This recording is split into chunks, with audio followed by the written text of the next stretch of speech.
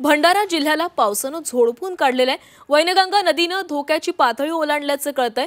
तर गोसेखुर्द धरणाचे 33 दरवाजे उघडण्यात आलेत। धरणातून हजारो लिटर पाण्याचा विसर्ग सुरू करण्यात आलाय। त्यामुळे नदीकाठच्या गावांना सतर्कतेचा इशारा देण्यात आलाय। भंडारा, गोंदिया तसंच मध्य प्रदेशमध्ये राज्यात पावसाची संततधार सुरू आहे। त्यामुळे नदी नाले दुथडी भरून वाहू लागलेत।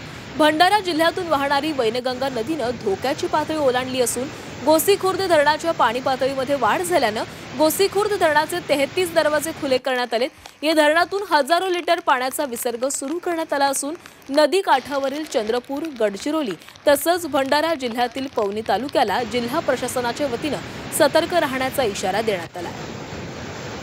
आणि इथला आढावा घेतलेला आहे आमचे प्रतिनिधी प्रवीण तांडेकर यांनी।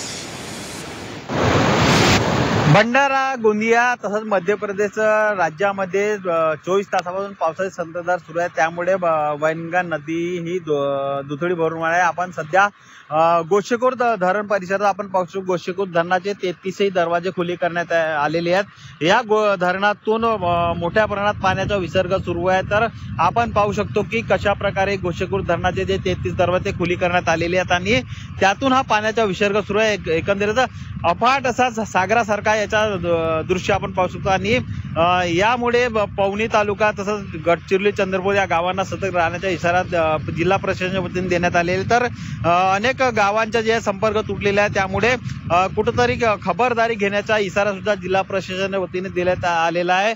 जर पावसाची परिस्थिती अशीच राहिली तर अजून परिस्थिती गंभीर होण्याची समस्या निर्माण होऊ शकते। प्रवीण तांडेकर, जी24 तास, भंडारा।